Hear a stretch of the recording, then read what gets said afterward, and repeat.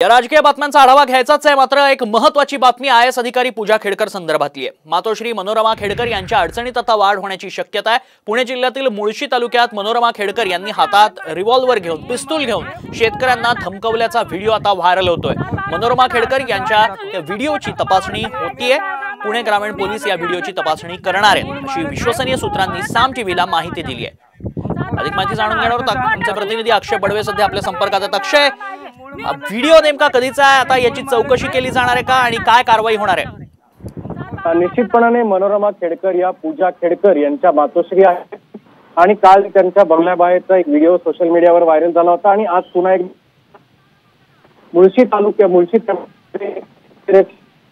आणि व्हायरल झाला होता आणि या व्हिडिओमध्ये मनोरमा खेडकर यांच्या हातात एक रिव्हॉल्वर, एक पिस्तूल असल्याचं दिसतंय आणि त्या त्यामुळे नक्कीच धन्यवाद अक्षय, आपण दिलेल्या सविस्तर माहितीसाठी। त्यामुळे पुणे पोलीस आता काय कारवाई करतात हे पाहणं महत्त्वाचं असणार आहे।